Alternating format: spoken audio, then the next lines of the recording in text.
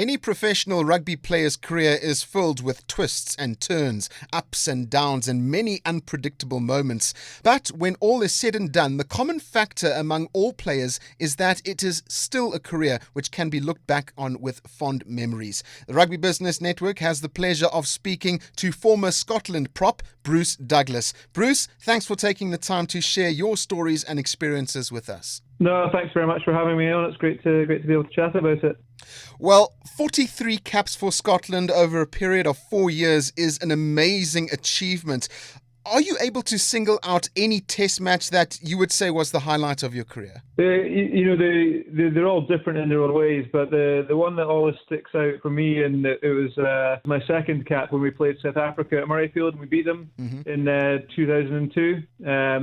It was one of those days where it was just a fantastic event to be involved in. I think the SRU were going for a record number of bagpipers on the pitch at Murrayfield, and my father and my uncle and my two brothers were in the pipe band on the pitch that played as we came out.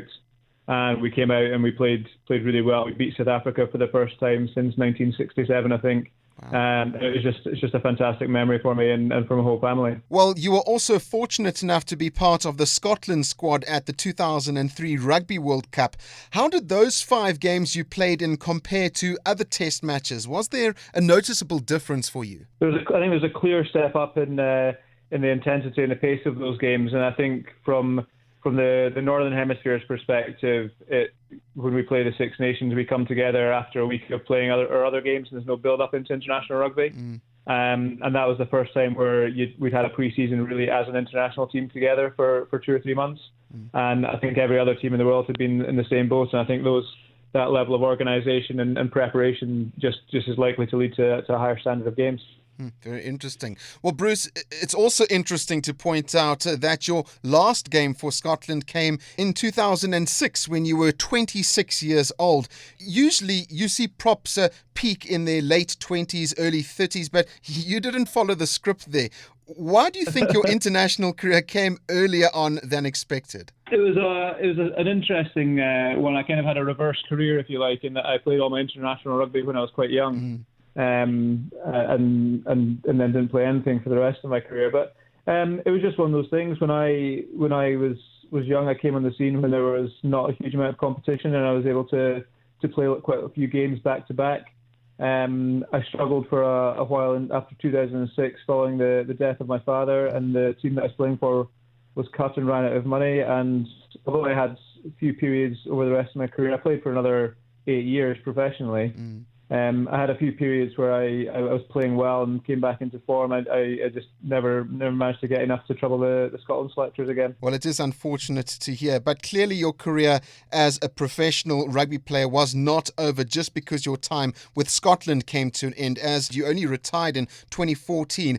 How did you enable your career to last that long? And looking back now, do you have any regrets about not getting another go with Scotland towards the end of your career? Yeah, I mean, I was able to keep going just because I was happy to keep moving. I think when you're no longer playing in your home country, and there are certain rules for the number of players that they can have in squads. For example, in England, there's only a certain number of non-English qualified players that they have in their matchday squads, and the same in Wales. And I think I was happy to keep moving and keep playing and adapt to the changes in the game as required.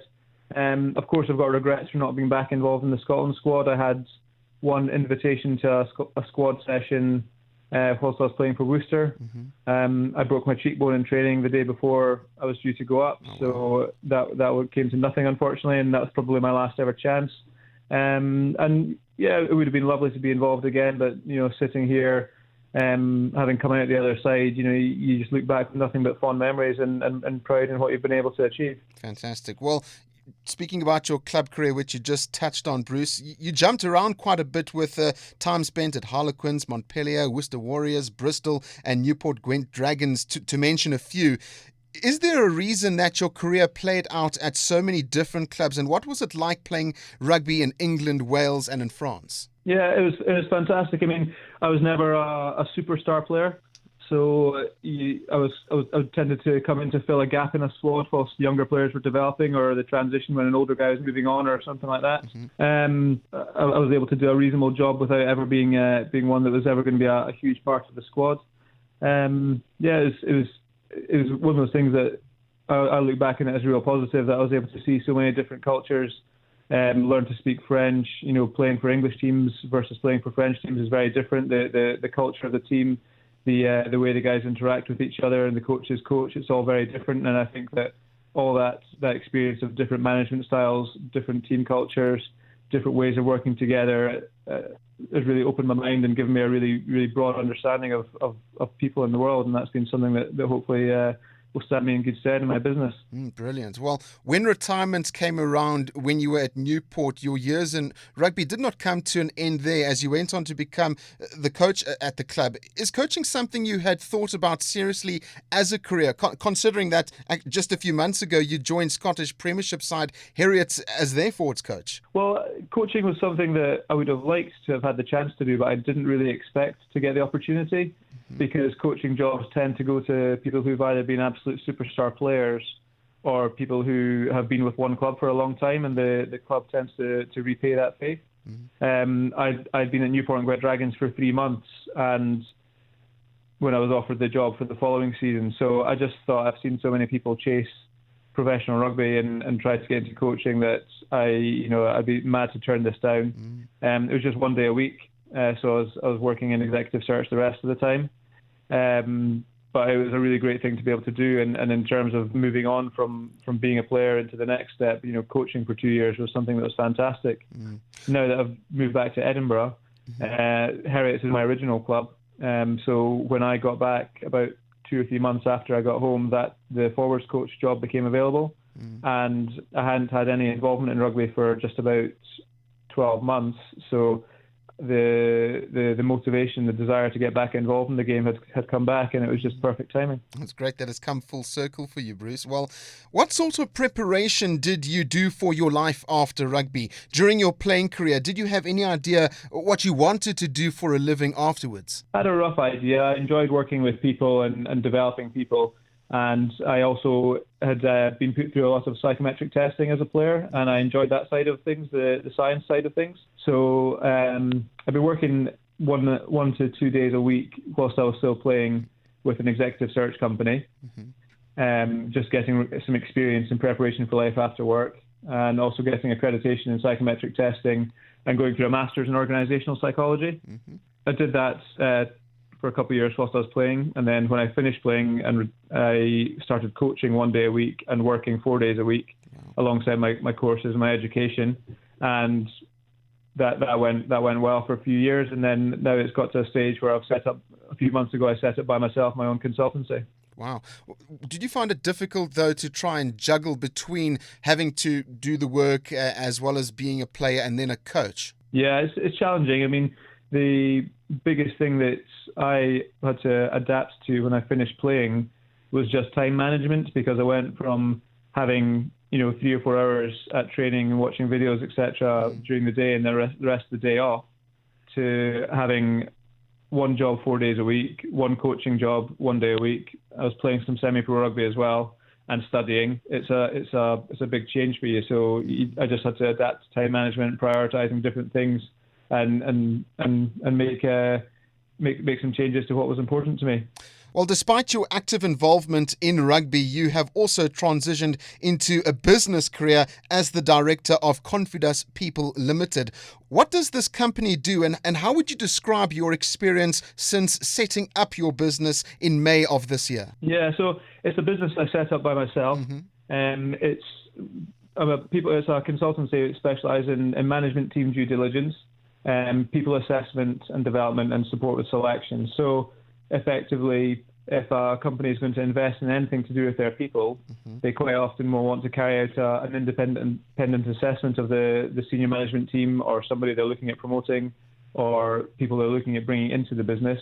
So using my psychometric testing and referencing and interview skills and background from my time in exec search, I'll put people through a full assessment process, compile a report for the business that's going to be undertaking the investment, and make recommendations on how they can work together with those people and how those people are going to act under pressure, under stress, what motivates them, that kind of stuff. Fantastic. Well, challenging situations on the rugby field and in the business environment, they both exist. Would you say there are similarities to the approach you would take to try and overcome each obstacle when you were a player and now as a businessman? I think one of the main things that you take as a professional athlete that you can take into business are the ability to learn new things and practice things and get better at them, the ability to work hard at something and understand that will pay off in the end, and then the confidence that you have to play professional sport, really, the ability to just back yourself in whatever you go into. And I think that for me, those are the three most important things that you learn as a professional player that will stand you in good stead in business. Well, Bruce, you are also part of the 100 World Legends charity project, which for our listeners that do not know, it has the aim of helping to raise the awareness of the game of rugby and get businesses involved to raise funds for children charities in particular. Why did you decide to get involved with this organization? It's a great cause. Anything that gets involved in children's charities is a really positive step forward. And to be able to do it through rugby is fantastic. It gives you the opportunity to catch up with old friends and teammates and people you played against that you maybe didn't really speak to that much as a player. But as an organisation, it's got a really positive outlook. It's got a really positive approach, and the work that it's trying to do is hopefully having and will continue to have a really beneficial effect on disadvantaged children. That's amazing. Finally, Bruce, why would you say it is important for businesses to support rugby-specific charities over other sports? I think the values of rugby are really important, and I think I was lucky enough to do some coaching at a Young Offenders Institute at some points throughout my career, and people who were in the Young Offenders Institute and went through the rugby program really gained a lot. The values of working hard as a team, respect for authority in terms of the referee or coaches, controlled aggression, being competitive. The values that the game has are really, really important, and I think that they can be transferred into other aspects, and certainly people who struggle in other walks of life, they can learn a lot of lessons by being part of rugby teams. Absolutely. From our time spent chatting, it is plain to see that rugby careers follow different paths both on and off the field, but it is what you make of the journey that matters the most. Bruce, thanks for providing the Rugby Business Network with the opportunity to speak with you, and all the best in your business career, coaching endeavours and charity involvement. Thanks very much. And the Rugby Business Network's an excellent thing to be involved in, and I know that the rugby players that get to go along to events to help them develop into life after rugby really appreciate it. So thanks for the good work that you guys do as well.